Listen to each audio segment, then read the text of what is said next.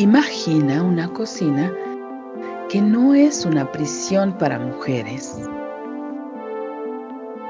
un lugar para condimentar, sazonar, sancochar la vida. Una fragua, un fogón transformador.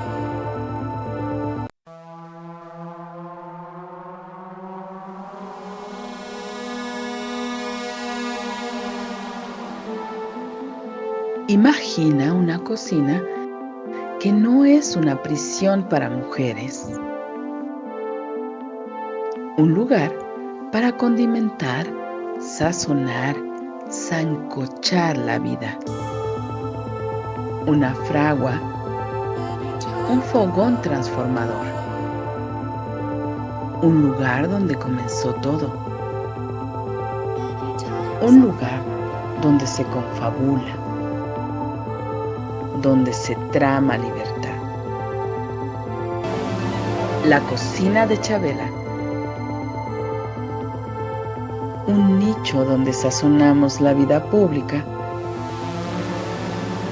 con pimienta feminista.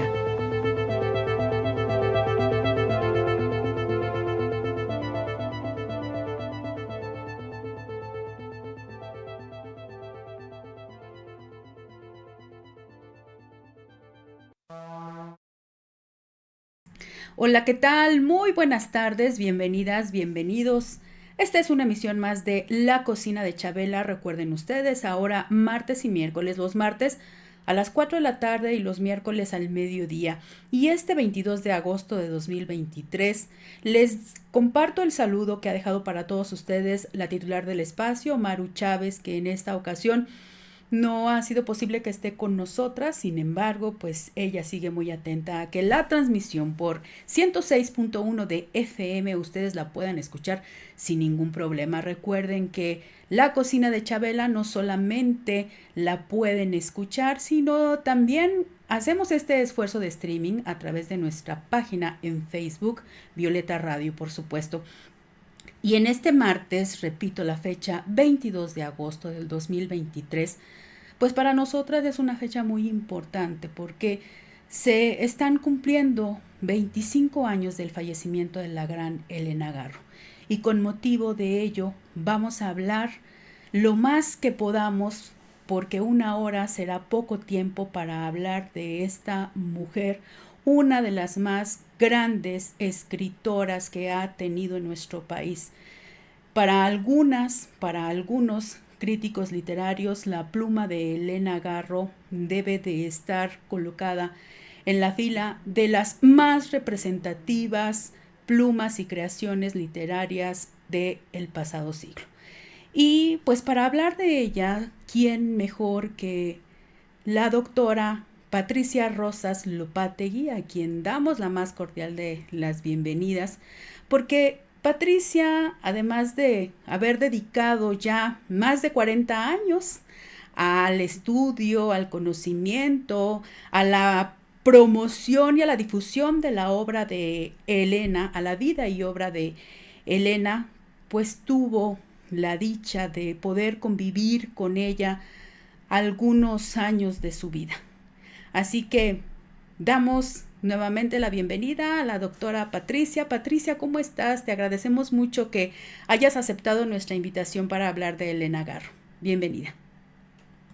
Muchas gracias, Cecilia. Es un placer para mí estar aquí con ustedes en la cocina de Chabela, que sabes que cuando recibí tu muy amable invitación, lo que vino a mi cabeza, a mi memoria, fue el cuento de Elena Garro que se llama Una mujer sin cocina, ¿no? Que es un cuento que forma parte de la colección de Andamos huyendo Lola, que son Sí, los cuentos del exilio, y en donde ella narra de una manera desgarradora, ¿no? Cómo ella a partir del 68, después de esa leyenda negra que orquestaron en contra de Elena por su activismo, por su defensa, ¿no? De la democracia y de la justicia social, pues se quedó sin cocina. Y todos sabemos que la cocina pues es el centro de una casa, de un hogar, ¿no? De las reuniones familiares. Entonces, pues yo creo que Elena aquí ya recuperó su cocina, aquí en la cocina de Chabela. Poco antes de que iniciáramos el programa, le pedía yo de favor a Patricia que me permitiera compartir con ustedes un poema que este día ella nos presenta en una publicación especial que podemos leer en el Heraldo de México. Ella escribe, con motivo de este 25 aniversario luctuoso de Elena Garro, el espíritu rebelde cobró fractura a la escritora, de quien ahora se reivindica su beligerancia y palabra incendiaria. Por supuesto, invitamos a todos ustedes a esta lectura, pero quiero detenerme en el final. Elena, a escena. Te fuiste a tu hogar sólido el 22 de agosto de 1998, a los 81 años de un paro cardíaco, a las 8 de la mañana, en el Hospital Cuernavaca, a un lustro de subsistir, arrinconada en la desdicha, en una lomita llamada Privada Manantiales. ¡Qué barbaridad! Hasta el final de la vida te acompañó la ironía. Sí, es cierto. Dejaste en la orfandad a tu hija, la poeta y memorialista, ignorada y humillada por la intelectualidad mexicana. A tus gatos franceses, los bien comportados, los que atravesaron el océano Atlántico, repitiendo contigo, mejor será no regresar al pueblo. A tus gatos mexicanos, los peleoneros y amorosos, los que se orinaban en tu cabeza, en tu regazo, o en tus escuálidas piernas, y abrían tu quebradiza piel ávidos de sol, de bosque, de correrías. A tus gatos callejeros, los que llegaban a la puerta de tu departamento, a pedir un traguito de leche, o lo que hubiera en tu destartalada despensa. Sí, es cierto. Abandonaste las injusticias a 30 años de la masacre en Tlatelolco. Pero la realidad concreta son muchas realidades, exclamaste un día. Entonces, igual que Lidia, también sigues viva. Elena Garro, a escena, que tu magia es eterna. Patricia Rosas Lopategui.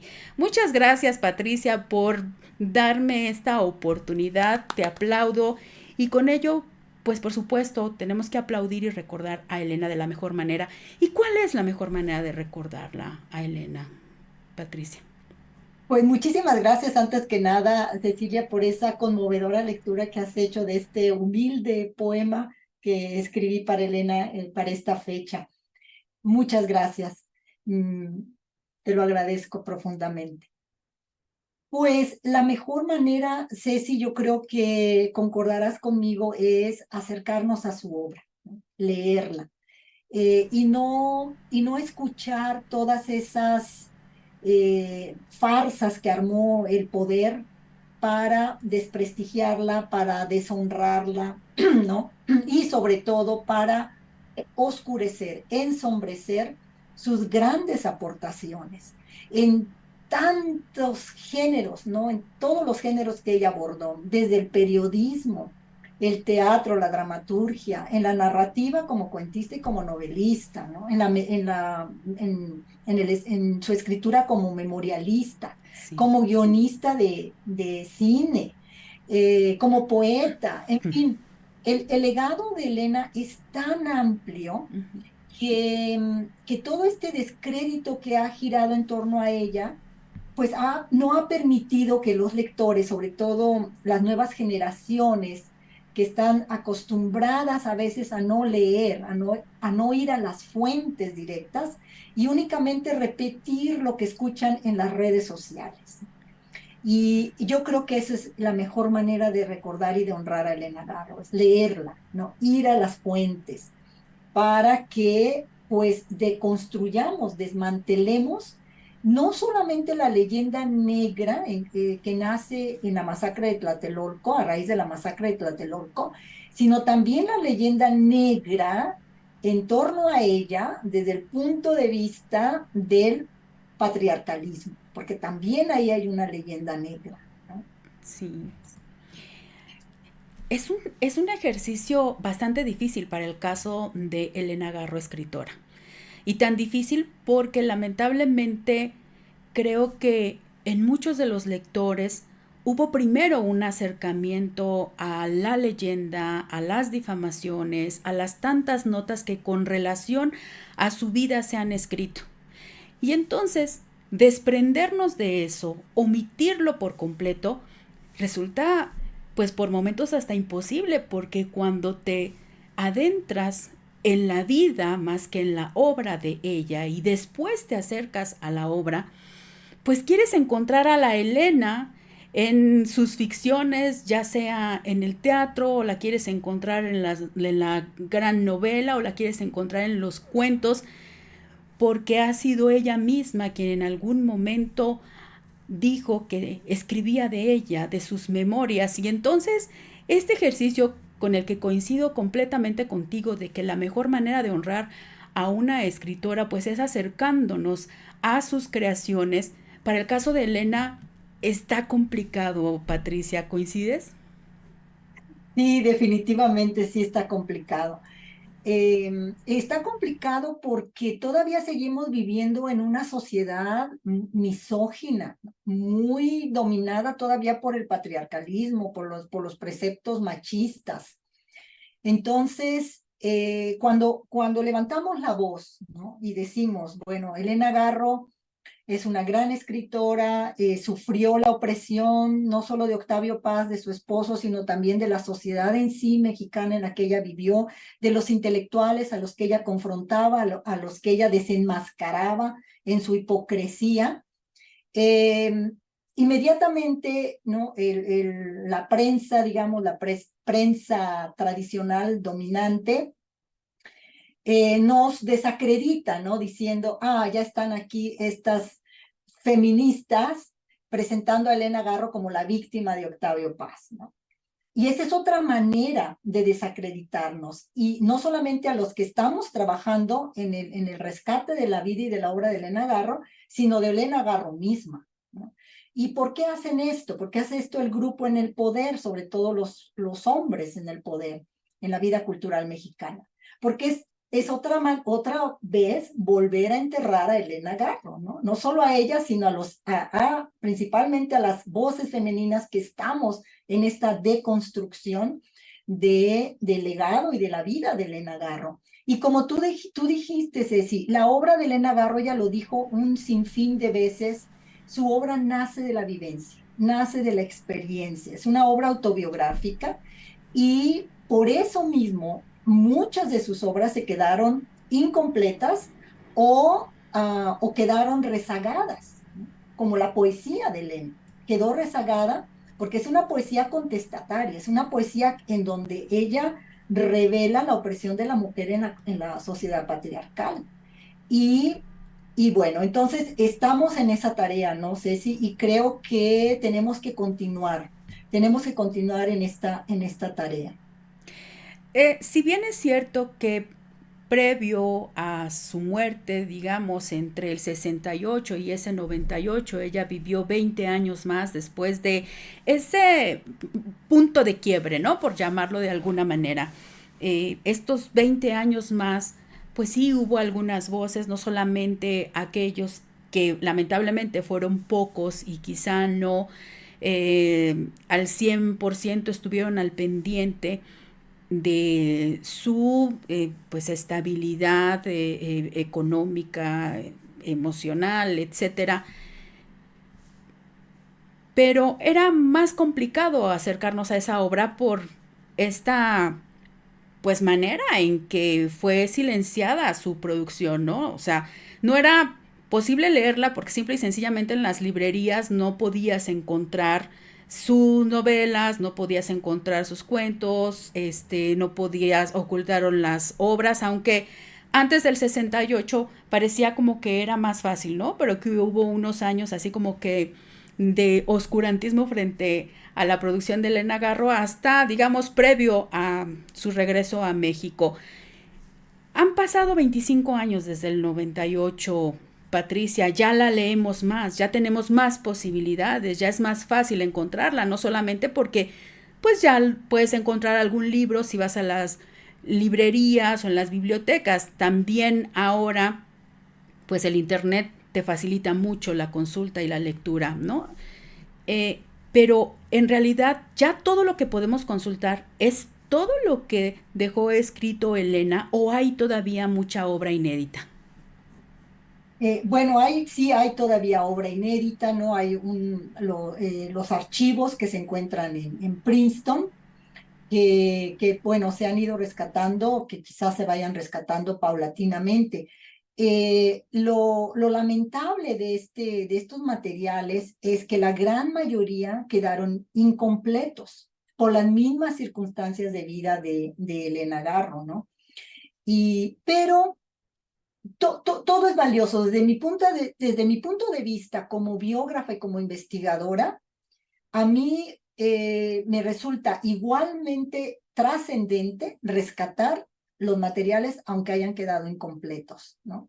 Porque nos revelan, pues no solamente eh, los, las múltiples mudanzas, todo el sufrimiento de Elena Garro, eh, toda su desolación, ¿no? Cuando está todos esos años en el exilio, que no tenía paz, que no tenía tranquilidad, que a veces tenía que apresurarse a escribir porque se terminaba el hostal que había pagado y tenía que desalojarlo y no tenía dónde ir, etcétera, ¿no? Entonces, todos esos materiales son muy reveladores también de su condición de vida, ¿no? Que vamos a ir revelando, que vamos a ir, sí, digamos, deconstruyendo, ¿no? Esa otra parte de su vida. Y tú mencionaste ahorita algo importante. Después del 68, son 30 años, Ceci. 30 años, del 68 al 98, que Comí 10 años, qué mala se soy para las convierte. mates. Sí, sí, sí. No, no, a mí me Sí, pasa, sí, sí. no tengas cuidado. Sí. Generalmente las humanistas, yo tengo Vivió todavía, 30 años más, sí. sí, 30 años. Ujú. Y bueno, imagínate, 3 décadas, Sí. ¿no? 3 décadas realmente ya en el ostracismo. Elena nunca volvió a recuperar lo que tú mencionabas, ella ya nunca volvió a recuperar esa, esa alegría y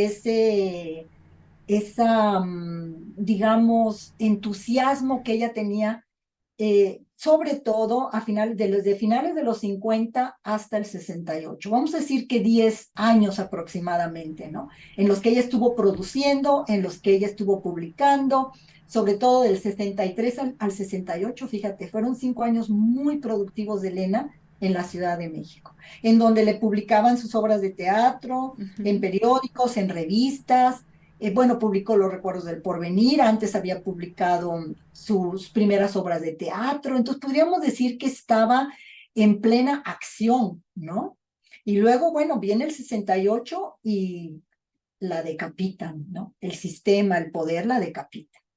Y de allí hasta el 98, Elena Garro nunca recuperó esa pasión, ese entusiasmo, esa esa tranquilidad, ¿no? De tener una casa, de tener una cocina, aunque fuera rentada, aunque nunca fue de su propiedad, sin embargo, tenía un espacio donde vivir y donde producir, ¿no? Claro. Donde hospedar a los campesinos que llegaban pidiéndole Sí. ayuda, ¿no?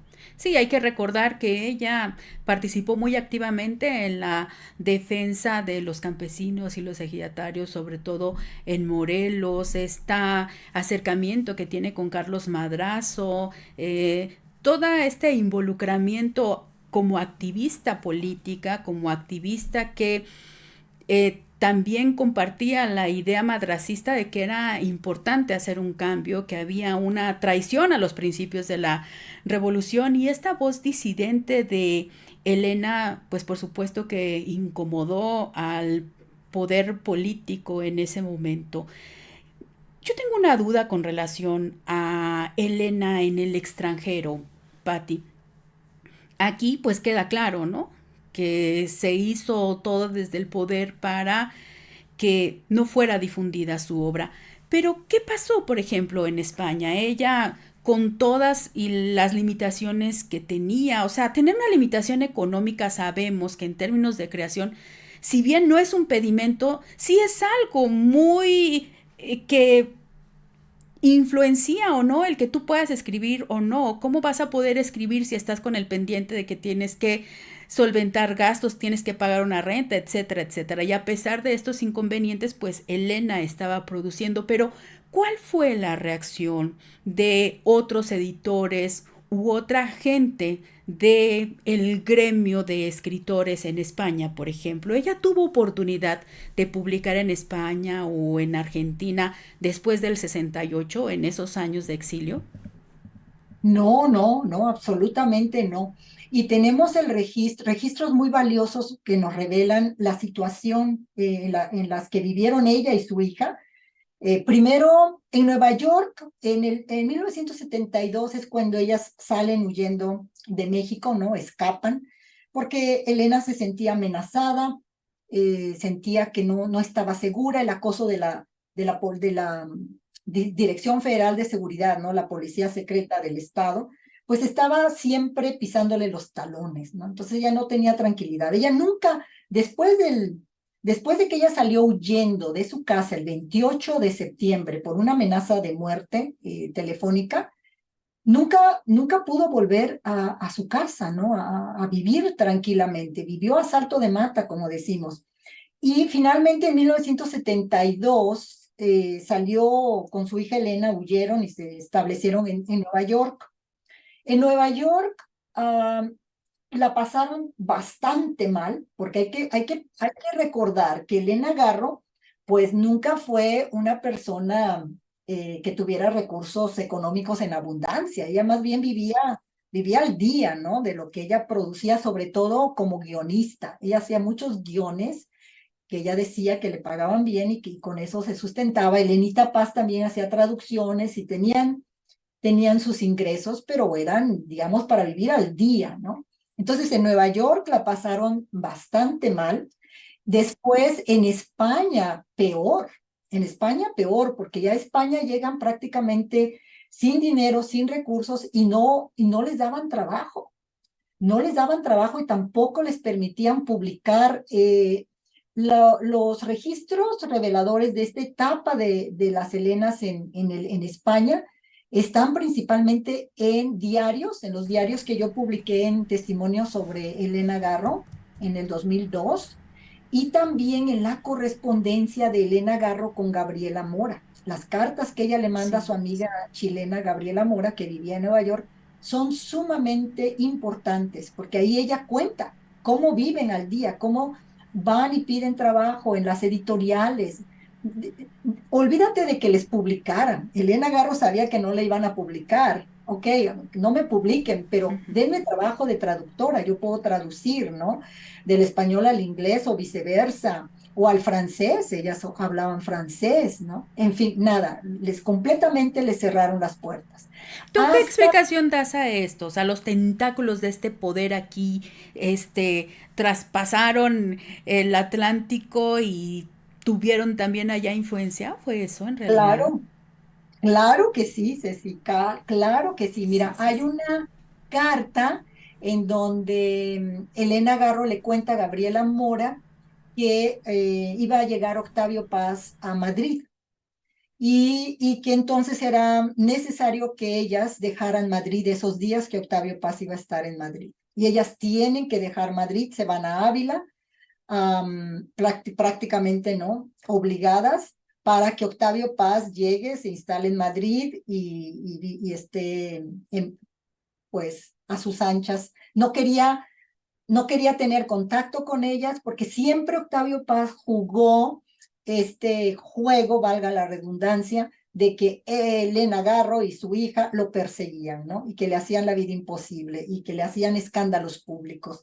Esa es parte de la leyenda negra que creó Octavio Paz en contra de Elena Garro y también de su hija, pero en el caso de Elena Garro, desde que eran novios, ¿eh? Desde que eran novios, y eso ya lo podemos comprobar con las cartas de Octavio Paz a Elena Garro, que compiló Guillermo Sheridan, ¿no? O sea que Octavio Paz era un hombre sumamente posesivo, controlador, ególatra, que quería tener a Elena Garro totalmente moldeada y paralizada al servicio suyo. Y si ella no hacía lo que él le pedía, y eran novios, entonces creaba una propaganda entre los amigos, entre los conocidos, de que ella era una coqueta, de que era una chica inestable, de que no estaba bien de sus facultades mentales. Toda esta leyenda va a crear Octavio Paz en contra de ella, ¿no? Y que todavía persiste hasta hoy en día.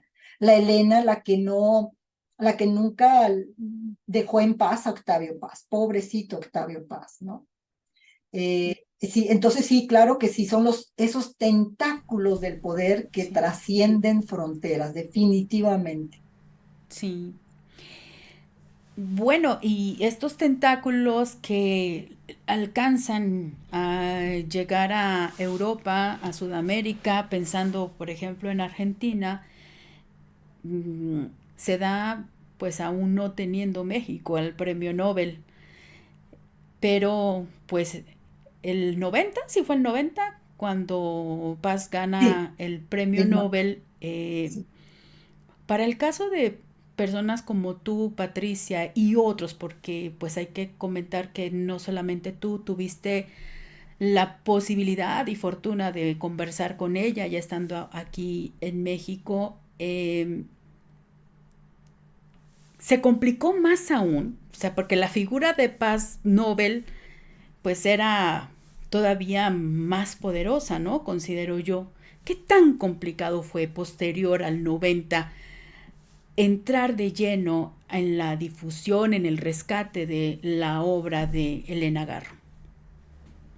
Fue complicado. Definitivamente al regreso de Elena, bueno, ellas regresan en 1993, o sea que ya nada más vive, Elena Garro ya nada más vive 5 años en Cuernavaca, pero en condiciones realmente inhumanas, infrahumanas. Y hay por ahí algunas fotografías en donde nos la muestran, ¿no? Totalmente muy delgada. Y yo trato de describir porque fue lo que yo viví en esos días con ella. Eh, las condiciones de hambre, de desolación, de encerramiento, de enclaustramiento, porque vivían en un departamento muy pequeño y no había suficiente, no circulaba, digamos, el aire, el viento, ¿no? Entonces ella siempre estaba sofocada, siempre tenía calor, a pesar de que tenía un ventilador de cielo, pero no era suficiente. Y luego, claro, los gatitos, que tenía un sinfín de gatos, ¿no? En fin, vivió, vivió bastante mal esos 5 años también, ¿no? Y fue complicado porque, mira, a pesar de que se empezaron a reeditar las obras de Elena Garro desde los 80, Ceci, porque desde 1980, vamos a decir que se rompe el silencio por fin, ¿no? Se publica Andamos huyendo Lola, luego se publica en el 81 Testimonios sobre Mariana, Reencuentro de personajes, empiezan a salir un sinfín de obras de Elena Garro en los 80 y en los 90 también, Sí. inéditas, y en los 90 se reeditan. Es decir, sí hay digamos, un interés, ¿no? En publicar las obras de Elena Garro, digamos, de todos los 80 y los 90, ¿no? Hasta antes de su fallecimiento, se reeditaron sus obras, se publicaron inéditas y se reeditaron obras ya publicadas previamente. Sin embargo, Cecilia, es lo que yo siempre he dicho, es que no es suficiente nada más reeditar la obra de un autor o de una autora. Hay que convertirlas en lecturas obligatorias Claro. en los centros educativos, porque de por sí que México no se ha caracterizado en los últimos, no sé, en los últimos 50 años o 70 años, no Ujú. sé, nunca se ha caracterizado por ser un país de gran cantidad de lectores, ¿no? Sí. Al contrario, es un país que lamentablemente tiene muy pocos lectores por las mismas injusticias, ¿no? Por la desigualdad Sí, sí. económica que hay en nuestro país. Entonces, ¿de qué servía que se reeditaran las obras? En primer lugar, se hacían un tiraje de 1000 ejemplares. 1000 ejemplares. Sí. ¿Cómo es posible, no? Para un país de, no sé, de millones de habitantes. Y luego no colocarlas como en los programas educativos desde la secundaria, preparatoria, en las universidades, como lecturas obligatorias para que los chicos desde la secundaria empiecen a leer a Elena Garro, así como leen a Carlos Fuentes, ¿no? O como leen a García Márquez, o como leen a Juan Rulfo, incluso a Rosario Castellanos, a Sí. Sor Juana. ¿No? Sor Juana la leemos bueno, no sé ahora cómo estén con todos los cambios de los libros de texto, pero en mis tiempos, y creo que por generaciones, leíamos a Sor Juana en la secundaria, en la prepa, a Juan Rulfo, a Carlos Fuentes, a Octavio Paz, a García Márquez, pero a Elena Garro no. Entonces no sirve de nada, o sirve de muy poco, que sus libros se reediten, sus obras se Ujú. reediten, pero que no haya esa difusión. Porque finalmente un libro es un objeto que necesita difusión, ¿no? Ahí Si no hay tienes difusión, la portada original de Los Recuerdos del Porvenir, ya sí, vi, Joaquín Mortiz. sí, claro, de Sí, Joaquín. Para mí es la mejor portada, ¿no? sí. Bueno, también la de Planeta me gusta mucho, la de Planeta. Son muy pocas las portadas de los Recuerdos del Porvenir que me parecen bellas. Este es un dibujo de Vicente Rojo, Sí. hermoso, el pueblo, ¿no? En el dibujo, el cielo. A mí me parece muy poético este dibujo, de acuerdo con la novela. Y Ixtepec. sí, Ixtepec, sí. Sí.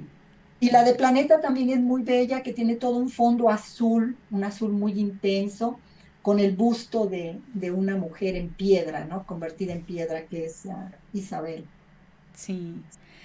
Sí, Isabel y Julia, dijiste algo bien interesante con relación a así como pues podemos leer a grandes escritores latinoamericanos como Fuentes, García Márquez, Juan Rulfo, pues ella siendo considerada la precursora de lo que se llamó este movimiento de realismo mágico, que no tengamos la oportunidad de leerla, aunque hay que también decir que se publicó Los Recuerdos del Porvenir sin mayor problema, ¿no? Y que incluso en ese 1900, recuérdame la fecha, 63. 63, que por cierto se están cumpliendo también 60 años de que se publicó Los Recuerdos del Porvenir.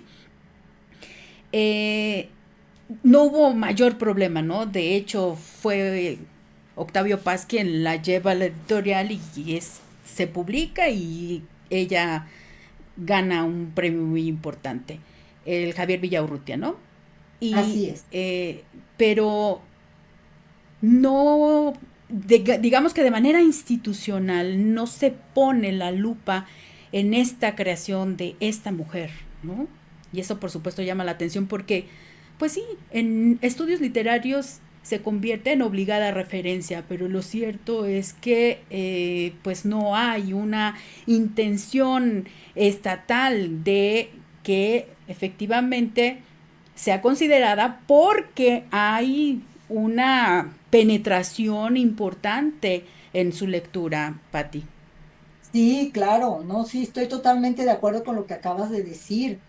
No, desde el punto de vista de las instituciones, no. Mira, yo he dicho, y lo vuelvo a repetir, el gobierno mexicano y las instituciones culturales le deben una disculpa pública a Elena Garro, aunque sea de manera póstuma, no importa, pero ayudaría mucho para precisamente desmantelar la leyenda negra, porque con Elena Garro se cometió una gran injusticia, ¿no? Acusarla de traidora, de soplona, de que había revelado los nombres de los intelectuales involucrados en el movimiento estudiantil, que la masacre se había dado por culpa de ella, que era una complotista que quería derrocar el gobierno junto con Madrazo. Son puras mentiras, ¿no? Puras farsas. Y eso, obviamente, fue determinante para que ella, los últimos 30 años de su vida, viviera en el acoso, en la persecución, en el ostracismo, en la miseria, y que todavía haya, ¿no? Que todavía permanezca esa leyenda. Entonces, hace falta, como tú lo dices, desde la mira de las instituciones culturales y del gobierno, hace falta aclarar esto, ¿no? De construir esa leyenda negra para que sea de manera general, global y que venga desde arriba, ¿no? Porque si no, seguimos como decimos en los pueblos, en Veracruz, no sé, en otros países, en otras provincias mexicanas, pero seguimos como cuchillito de palo, ¿verdad? Seguimos tratando de cortar, de eliminar, de deconstruir esa leyenda negra, mientras que en el poder, desde el punto de vista de las instituciones, pues solamente celebran, recuerdan a Elena Garro, pero de una manera muy oportunista, ¿no? Sin realmente ir al meollo, a la causa de por qué Elena Garro no está en el lugar que ella se merece, ¿no? Es una escritora fundamental, es una escritora que cualquier obra de teatro suya que tomes y que leas, nos habla de una realidad que sigue vigente, Cecilia. ¿No?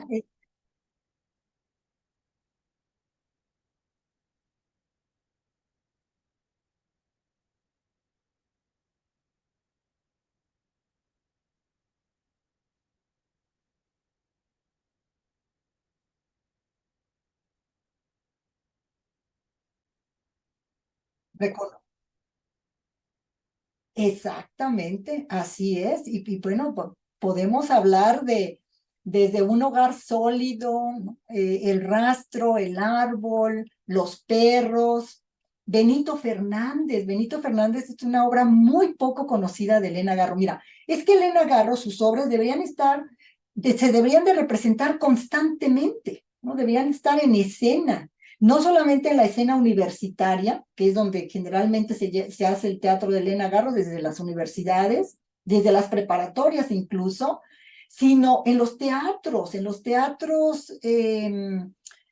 para el público en general, ¿no? Para que tengan acceso y vean y conozcan la obra de Elena Garro. Por ejemplo, a mí me llama mucho la atención, Cecilia, que cuando se acerca el Día de Muertos, no se esté representando constantemente un hogar sólido. Un hogar sólido es una delicia de obra que nos habla precisamente de esa cosmovisión indígena, ¿no? Sí. De los muertos vivos y los vivos muertos. Ahí Confieso está, que no la conozco, confieso. tienes que leerla y estoy segura que cuando la leas te va a encantar, te va a fascinar, te vas Sí, a enamorar todavía más de Elena Garro.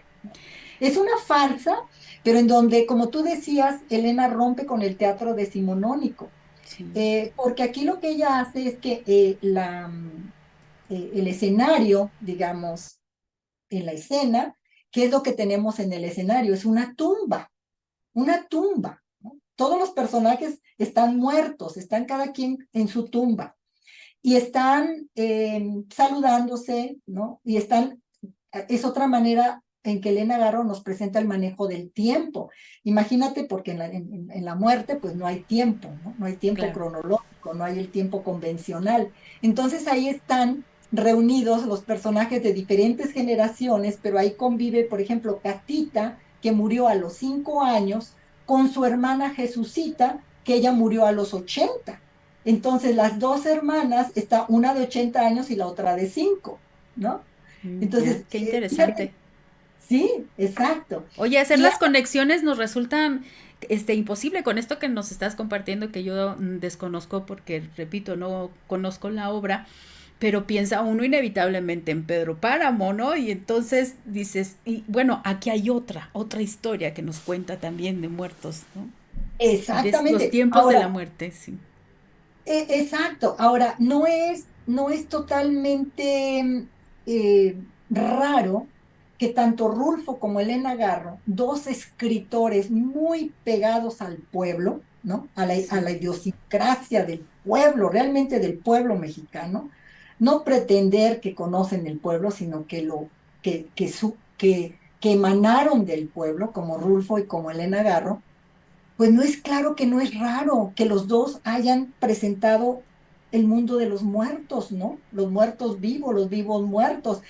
Es completamente normal porque es parte de nuestro pensamiento, de nuestra idiosincrasia. Desde que nacemos los mexicanos, pues celebramos el Día de los Muertos, ir al cementerio, comer los tamales, comer con los muertos, convivir con ellos, ¿no? Es decir, yo así crecí en Claro. Veracruz, ¿no? Entonces, ahí está. Ahí está Elena, y entonces es una obra muy simpática porque además es una farsa, pero en donde ella hace un análisis de tipo existencialista, ¿no? Sí. Aquí nos plantea, ¿estamos realmente vivos o estamos muertos en vida? ¿No? Gulp. Sí, es excelente, yo te recomiendo que la leas y estoy segura que lo harás, Ceci. Cuando terminé con mi hermanita Magdalena y estaba yo sorprendida porque tengo que confesarte, Patricia, que esta novela yo la adquirí en el 2008 y se quedó pendiente. Había leído yo como 4 o 5 páginas, incluso ahí tengo una hoja que marcaba y ahora, pues con motivo de este aniversario, nuevamente me topé con ella y estaba yo muy contenta leyendo que el texto de contraportada es tuyo. Ah, sí, sí, Sí, sí. de Es mi que esa hermanita Magdalena. fue una novela póstuma. Esa Sí. novela salió a los 2, 3 meses de que Elena Garro había fallecido. Sí, es una novela también muy simpática, no muy deliciosa, y al mismo tiempo tiene cuestiones de terrorismo. Aparentemente son estas hermanas, ¿no? Que tienen que ayudar a la familia, Sí. que de pronto desaparece su hermana Magdalena, pero desaparece ahí. Es que siempre en Elena siempre tenemos los guiños, ¿no? Siempre nos está haciendo guiños de, de... Encuéntrenme ahí, ¿no? Exacto, Sí, sí, exactamente. sí. Encuéntrenme ahí porque ahí estoy. Y sí, por ejemplo, desaparece. ¿Por qué desaparece? Porque se casa. Ella desobedece a sus padres y se casa. Y este es un elemento, un leitmotiv que está en muchas obras de Elena Garro, porque sus padres no estaban de acuerdo en que ella se casara con Octavio Paz. En primer lugar, con Octavio Paz, porque Sí. veían perfectamente que era un tipo muy conflictivo, ¿no? Y muy autoritario y bueno, prepotente, etcétera. Y por otro lado, también porque su papá y su mamá, pero sobre todo su padre, por los registros que hay, quería que sus hijas, tanto ella como su hermana Deva, que eran las mayores, tuvieran una carrera universitaria, que no fueran chicas únicamente destinadas a casarse y a ser madres, ¿no? Que tuvieran un proyecto intelectual artístico. Por eso ellas las vemos a las dos desde muy pequeñitas, estudiando la secundaria, la preparatoria, llegar a la universidad, estudiar ballet, incluso Elena Garro fue actriz Así también es. de cine. No, entonces tenemos a estas chicas que hoy es normal que las chicas quizás de la clase media mexicana tengan tantas actividades, pero en los años, finales de los años 20 y en los 30 pues no, ¿verdad? Era completamente absurdo que las Claro. mujeres incursionaran, digamos, las mujeres de buena cuna, ¿verdad? Sí. Incursionaran en esos mundos, ¿no? No quisiera que pasara más tiempo sin compartirte estos mensajes de amigas que nos están acompañando. Conchita Ramírez de Aguilar dice que es hermoso el poema, que está lleno de sentimiento y admiración por Elena Garro. Te felicita Patti y te envía abrazos. También Patricia LR y... Ay, por acá tenemos otro mensaje. Dice, ¿por qué no se le atribuye a ella ser la precursora del realismo mágico si fue contemporánea de García Márquez? Pregunta Patricia Bueno, LR. sí, cómo no. Pues esto se debe obviamente al machismo, al patriarcalismo, ¿no? Porque efectivamente, Elena Garro es precursora del realismo mágico en el teatro, ¿no? En los años 50. Ella se da a conocer como dramaturga en 1957, aunque ella había escrito algunas de estas farsas desde 1956, a lo mejor tal vez 1955, ¿no? Pero como no podía publicar, y no podían representarse por la opresión de Octavio Paz, porque Octavio Paz era un tipo muy competitivo. No quería, como dijo Manuel Carballo, no quería competencia en casa, ¿no?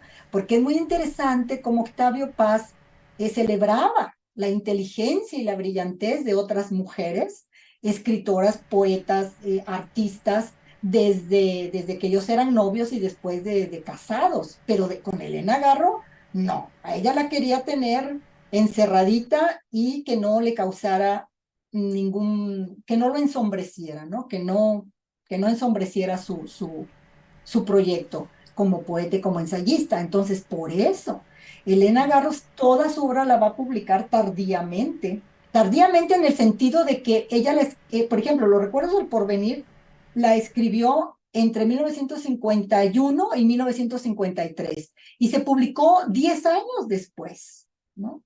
Entonces, si Elena Garro hubiera publicado Los Recuerdos en el 51, 53, vamos a decir 53, que es cuando la concluye, imagínense, no habría ni la más remota duda de que ella es la primera en escribir, digamos, en incorporar el mundo, la cosmovisión prehispánica, ¿no? El mundo del realismo mágico, que no es Sí, más que otra manera de entender el mundo y que es la manera en que entienden el mundo los indígenas, los pueblos originarios en México, que es lo que ella hace literatura. Imagínense, no habría ningún problema, ¿verdad? Pero como publica 10 años después, aún así, porque García Márquez publicó Cien años de soledad 4 años después de Elena, pero siempre sale la pregunta, no, pero Juan Rulfo fue primero que Elena Garro. sí, Y sí. bueno, son estas cosas, ¿no? De quién fue primero, quién fue después. Definitivamente, para mí, Elena Garro es una escritora mucho más poderosa, mucho más amplia, mucho Ujú, más polifacética sí. que Rulfo y que García Márquez y que ningún escritor, me atrevo casi a decir, de lengua española en el siglo XX, ¿no? Porque todos los géneros que ella abordó los revolucionó, los renovó, ¿no? Sí. A pesar de su circunstancia de vida. Pues ya en estos últimos minutos, ya falta poco para las 5 de la tarde, voy a hacerte una pregunta comprometedora. Sí, pero yo sé que es difícil para ti que le tienes tanto cariño, para ti que conviviste con ella, para ti que tuviste la fortuna de tener sus materiales, sus fotografías, para ti que pudiste tener en tus manos parte de este acervo importantísimo. Y para ti que quizá eres de las personas que más conoce su obra. ¿Qué es mejor, Elena, en términos de creación literaria? ¿Es mejor dramaturga? ¿Es mejor cuentista? ¿O es mejor novelista? No, yo creo que es mejor en los tres géneros, ¿no? Tanto en el teatro como en la narrativa, vamos a decir, como novelista y como cuentista, incluso, Cecilia, como periodista, ¿no? Que es un género que Elena abordó, que fue el primero que abordó en 1941, pero que ya vemos ahí su gran talento, que ella es una pionera del periodismo encubierto, ¿no? Ella entró al penal para las mujeres menores de edad que estaban siendo realmente maltratadas, castigadas de manera injusta en este penal, y ella entra como una periodista encubierta. Imagínate una chica de 24, 25 años entrar como una presa común, a ver cómo me va, ¿no? Y claro, ella a Sí, los 10 días ya estaba que se quería salir, ya no aguantaba. Entonces, qué valor, qué valentía, ¿no? claro. Entonces, ella va a revolucionar todo. Todo lo que toca es casi como todo lo que toca lo convierte en oro, ¿no? Y hay que Lo decir que convierte- tuvo una repercusión muy importante para estas mujeres, ¿no? Porque se logró la destitución del director de ese penal, ¿verdad? Por las condiciones en las que estaban viviendo estas mujeres recluidas con las que ella pudo convivir en este ejercicio de periodismo de inmersión o como sí, se le llama también, ¿no? se le llama periodismo encubierto, Sí, pero de inmersión realmente, porque es una inmersión, es Sí, entrar al mundo como una presa común, o sea, que te tenías que aguantar si te castigaban y si te tocaba que te cortaran el cabello o que te golpearan o que te tenías que asumir ese papel porque estabas haciendo un reporte, estabas encubierta, nadie sabía que tú no eras una presa, ¿no? ya, Entonces, sí, sí, definitivamente, para mí, igual si nos ponemos a analizar su teatro, podemos ver en dónde están las innovaciones de Elena, igual que en la novela, igual que en el cuento, igual que en las memorias. Las memorias de Elena son unas memorias totalmente diferentes a lo que tú lees de memorias, porque son nuevamente muy desacralizadoras. Es que Elena yo creo que por antonomasia es la desacralización. ¿No? claro. No estar con la historia oficial, no enaltecer, por ejemplo, la República Española, ¿no? Las memorias de España, poner los puntos sobre las IES, también las atrocidades que cometían los republicanos, ¿no? Sí, sí, sí. De construir y desacralizar el marxismo. Entonces, esa es, yo creo que una de las grandes grandezas de Elena Garro, Sí. esa desacralización. Pues nos dejas una tarea bien difícil, ¿no? Porque para entrarle al conocimiento de Elena a partir de sus creaciones, ay, no sé si se requiera como que una especie de guía, pero para quien inicia y con ello pues quisiera que pudiéramos terminar para esta ocasión. Advertimos desde el inicio del programa que sería insuficiente el tiempo que tenemos para hacer la cocina de Chabela, pero ¿qué recomendarías tú para aquella amiga o amigo que apenas va a introducirse en la obra de Elena? Cuatro obras fundamentales de ella, desde tu punto de vista, Patti. Ok. Bueno, te voy a decir una cosa, Ceci, no se necesita realmente preparación, no necesitas ser estudiante de literatura para Claro, acercarte a Elena Garro. En realidad lo que necesitas es querer conocerla, ¿no? Querer leerla. Y en el caso de la narrativa, pues los cuentos, ¿no? Los cuentos de la Semana de Colores.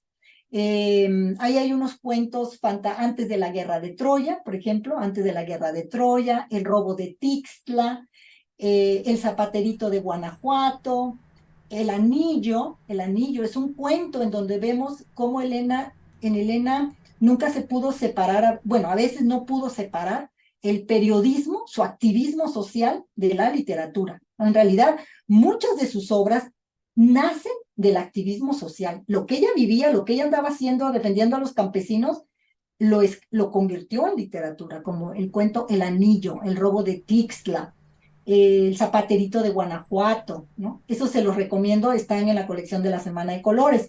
En el caso del teatro, pueden comenzar con obras como El árbol, Los perros, que es la violencia, ¿no? En contra de la mujer. sí. El árbol es el clasismo, la discriminación que todavía prevalece en México en contra de nuestros pueblos originarios, que realmente es atroz que eso siga sucediendo. Sí, Benito Fernández, les recomiendo muchísimo Benito Fernández sí. también.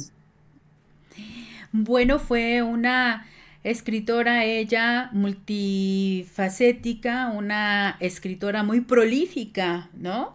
Eh, Sí, y además haber tenido la precaución, creo yo, lo digo por lo que he leído de ti, por lo que he leído también en otras entrevistas que le hicieron, de conservar todo, ¿no? Quizá no todo estaba en las mejores condiciones y yo espero que haya sido poco lo que ella escribió que se haya perdido. No lo sé, no lo sé, pues espero que haya sido poco y que su más, en términos cuantitativos, lo que ella escribió se haya podido recuperar por el acervo con el que tú pudiste convivir, que se encuentra una parte, entiendo, en Princeton y otra en la Universidad de Nuevo León, o no, que no, la Universidad solamente en de... Princeton. solamente en No, Princeton. Ah, sí, sí, solamente en Princeton, sí, sí, sí. Pues yo también concuerdo contigo, espero que en sus múltiples mudanzas no se hayan perdido materiales. Lo que sí sabemos es que muchos materiales los quemó, o sea, que sí destruyó algunas novelas al principio, en los años probablemente finales de los 40, poemas, también la poesía, les recomiendo mucho, también pueden entrar por la poesía de ah, Lena, por Cristales de Tiempo. Les recomiendo mucho porque la Que poesía de recopilaste tú, hay que Lenin, decirlo y hacer el ah, reconocimiento, porque de verdad que has hecho un trabajo valiosísimo para acercarnos a Elena. muchas gracias, Cecilia. Muchas gracias. Yo, con todo placer, sí, esperemos yo también. Mira, yo cuando me pongo a releer sus diarios y veo que dejaban, fíjate, en las cartas de Elena Garro a Gabriela Mora, a veces dejaban, imagínate, su equipaje como prenda en el hostal, porque no tenían para pagar, entonces no podían sacar su equipaje y ellas, pues, Elena Garro siempre escribió, siempre te Sí. traía sus cuadernitos. Entonces, ojalá que no se hayan perdido cosas ahí, yo también concuerdo contigo, ojalá que no, ¿verdad? Que todavía estén ahí en Princeton todo y que hay que seguirlo recuperando. Muy bien, pues muchísimas gracias, Patricia, por estar acá con nosotras y tomo las palabras que mencionaste al inicio. La mejor manera de recordar y de reivindicar a una escritora o escritor, pues es leyéndolo. Y así que, pues leamos a Elena, no como pretexto de este 25 aniversario de su fallecimiento, sino simple y sencillamente porque es una grande entre las grandes y tenemos que leerla. Así es. Muchísimas gracias, Pati. Hasta pronto. Muchas gracias, Cecilia. Hasta pronto. Hasta pronto nos vemos en otra ocasión, espero, aquí en la cocina de Chabela y de Elena Gar.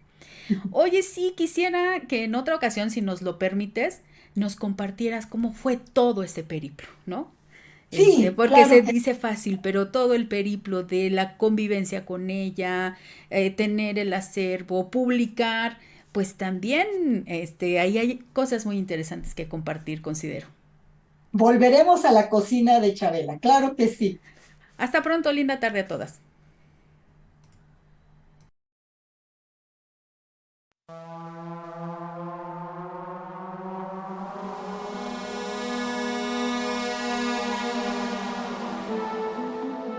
Imagina una cocina que no es una prisión para mujeres, un lugar para condimentar, sazonar, sancochar la vida, una fragua, un fogón transformador, un lugar donde comenzó todo,